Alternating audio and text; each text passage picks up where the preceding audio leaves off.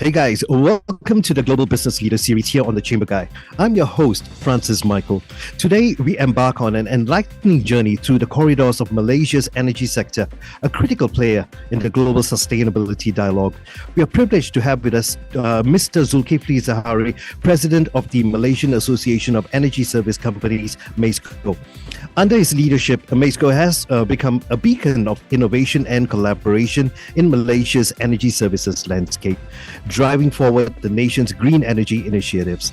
Together, we will explore the evolution, challenges, and aspirations of MESCo and its pivotal role in shaping a sustainable energy future for Malaysia and beyond. Mr. Zahari, thank you for joining us.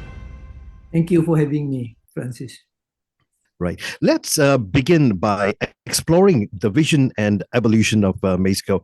Mr. Zahari, I believe you mentioned that you're more comfortable if I call you Zul. Yes, I am. Yes, right. Great. Zul, thanks so much for that. Now, MESCo was born out of a vision in the year 2000. Walk us through its journey. How has MESCo's mission adapted to address the pressing energy and sustainability challenges facing Malaysia today?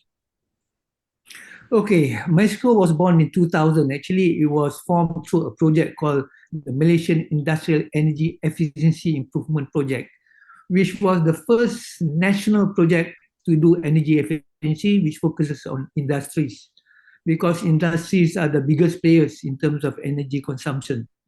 Yeah.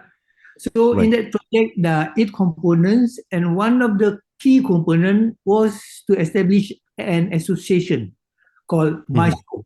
Yeah. And MESCo at that time was pretty new. We don't have any ESCOs at that time. And the purpose of the project was to blend in with the other components in order for us to carry out with the international parties, because this project is actually funded by United Nations and GF with the support of the Malaysian government to conduct audits and energy efficiency across the biggest industrial sector. Right. So along the way, we managed to develop our vision of the project, to sustain the project, so that because we need to ensure the sustainability of the project, not only in the industrial sector, but also other sectors, including commercial and residential. Right. Great. Thanks for that. Now, Zul, as the architect of MESCo's current trajectory, what are your non-negotiable priorities for the organization, and how do you see its influence sculpting the future of Malaysia's energy services sector? I think my first priority always has been to make sure that I have a very strong organization. Yeah. Right. It's critical. We have to be surrounded by the best. I think we have the best. I think my strength is because I work with multiple people who are leaders in various industries, air conditioning, engineering, manufacturing, and so on. So we form a very strong committee and we strategize to see what is best in order to come up with a strategy to fill up the gaps of the ecosystem of the industry. So in any industry, we actually need good policies at governmental level. We also need to have, of course, our industrial players, whether it's the technologies or the professionals or certain expertise. And most important is there's buy-in by the financial institutions. So where there are gaps, for instance, where policies are concerned, we are very much into helping the government to look into legislations, to look into incentives, to look into how to beef up their agencies in order to fulfill the interfacing requirement with the industry. And where our financial institution is concerned, we try to educate them about the model of energy efficiency businesses, including energy performance contracting and shared savings and guaranteed savings as such. Right. Now, in a landscape as competitive as energy services, how does MESCo cultivate a spirit of collaboration among the various ESCOs? And what bold moves are you making to champion the development of recognized ESCO businesses? I think for the benefit of the listeners, I think I may want to define what ideal ESCO is. Yeah.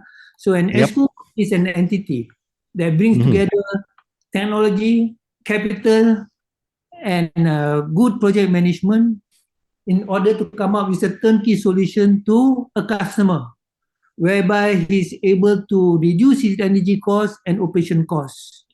And meanwhile, he can contribute to sustainable practices within his organizations. Yeah, Right. so MESCO will provide the training, will provide all kinds of support through our association, so that we can beef up our support to this nature of work. Right. Is there any active monitoring going on between MESCO and the various ESCOs? When you say monitoring, we, in terms of collaboration amongst ourselves, is very important for us to understand that ESCO is something that we cannot do individually, or there's so many expertise involved. You talk Right. about thermal, you talk about electrical, and you talk about energy auditing, energy management, measurement and verification, which is very specific to the industry. So Right. what MESCO does is to provide this kind of expertise in the market in order to fulfill the market requirements. Right. Now, could you shed some light on some standout initiatives MESCO has championed to elevate cost reduction and efficiency standards? And tell us also what makes these initiatives a beacon for the industrial and commercial sectors? I think the first thing is, when you talk about cost reduction, we need to understand what it takes what it takes to actually reduce costs. Yeah. So first and Right. foremost, we prioritize on capacity building. Yeah. Capacity building in certified training that I mentioned just now. Awareness, and we conduct workshops, we conduct seminars, we conduct programs on benchmarking so that people know where they are, how efficient they Right. are as compared to their competitors, as well as building owners. We also propose labeling of buildings. So when you talk about beaconing of the industries, why they should do energy efficiency. So we have to make sure that it makes business sense on why they should embark on energy efficiency.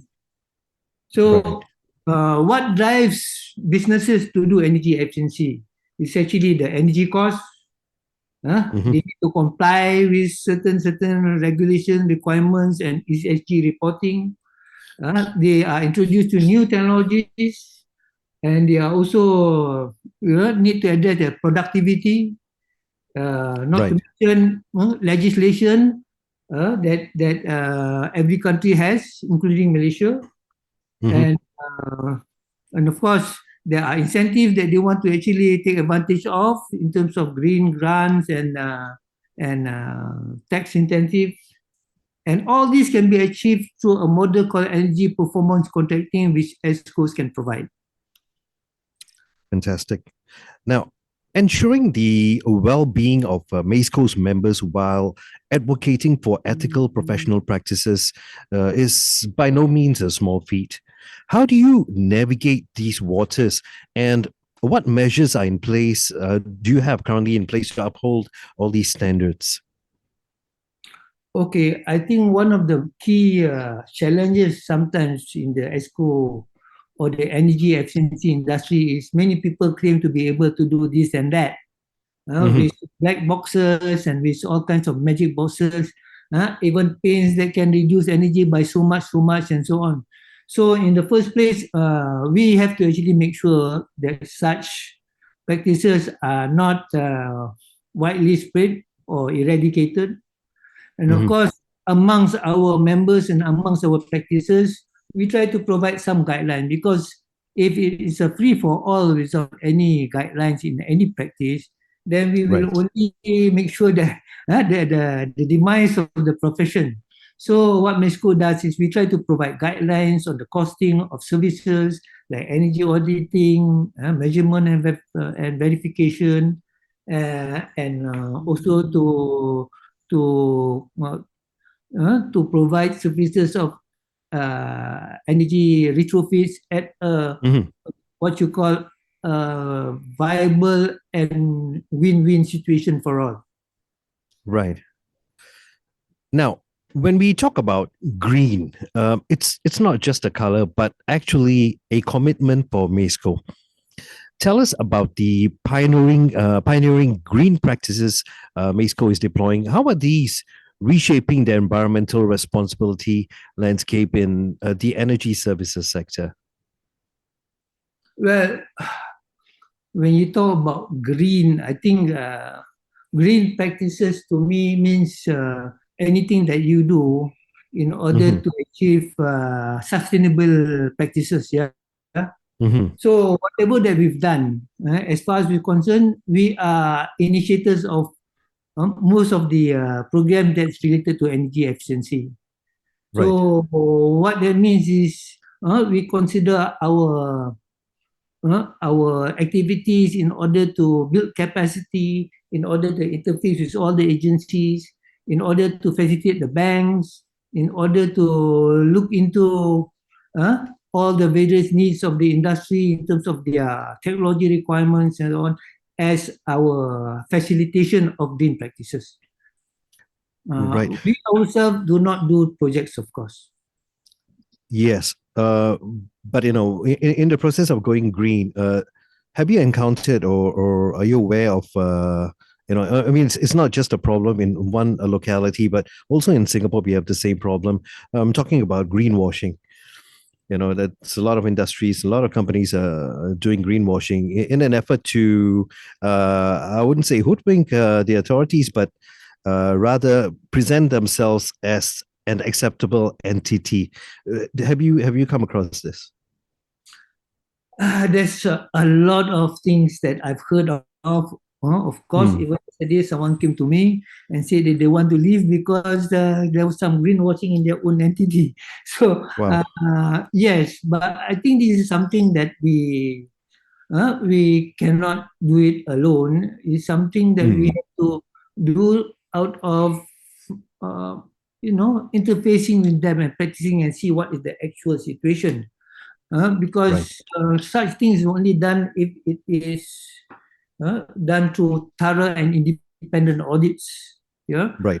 so that the measurements and the practice is according to what is claimed. So Hmm. really, it's something that we just have to overcome over time. Yeah. It's not something that happens overnight. It's being eco-friendly and going green. It's a process. In fact, it's not just the end product, but the entire manufacturing, the marketing processes, the production processes. Every step of the way, it has to be infused in there. It's not just the end products when it comes to various industries as well. So a lot of companies and institutions are looking to go green, but it will take time. Yeah.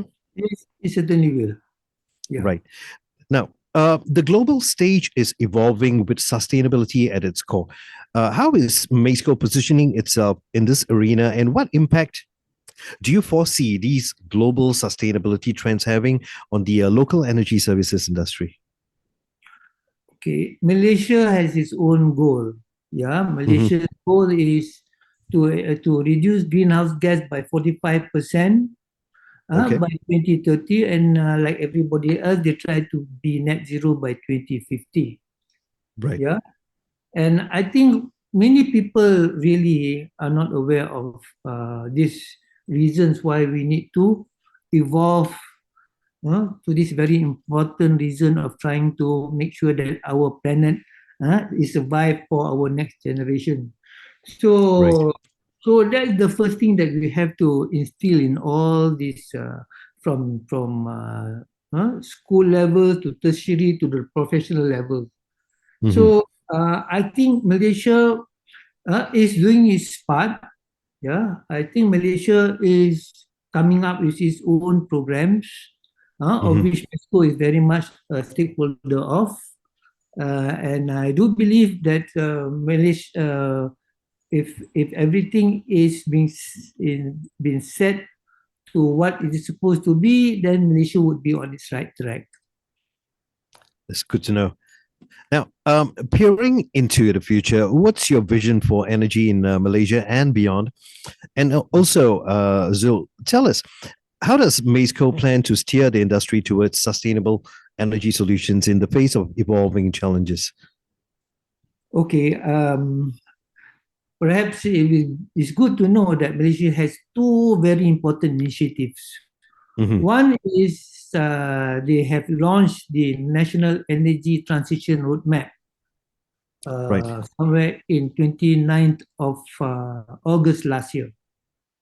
Mhm. This roadmap has 6 levels. Yeah, the first level is energy efficiency.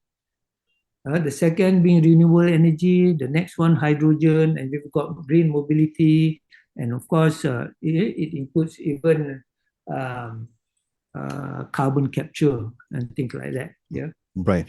So in this program also, the through our stakeholders meeting with our government, we have agreed to establish an ESCO platform Mhm.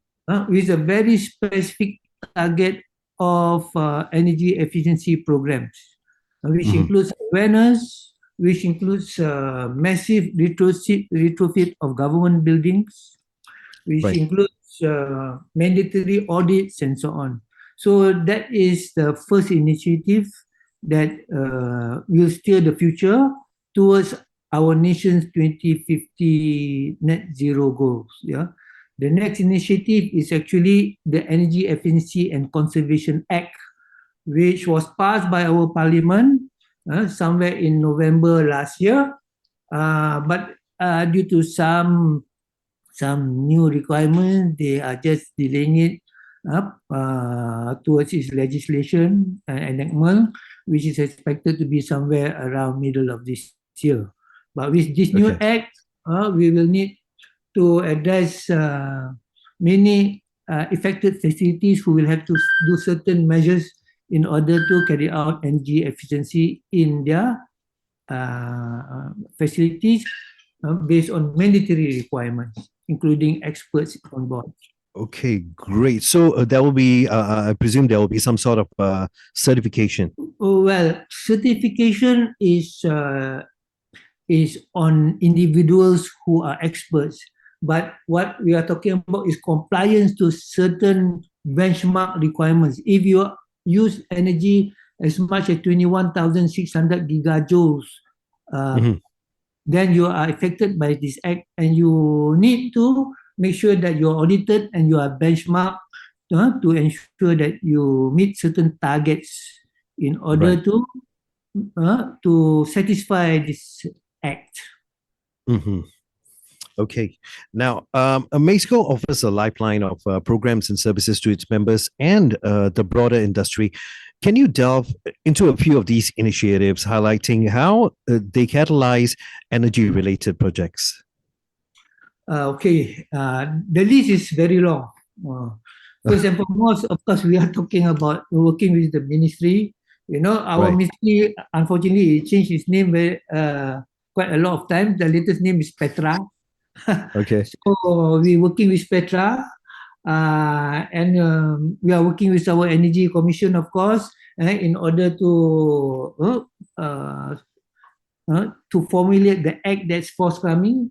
Hmm. We work with Malaysian Green Tech Corporation in order to create green jobs. We work with Sustainable Energy Development Authority to promote and to conduct energy efficiency energy audit.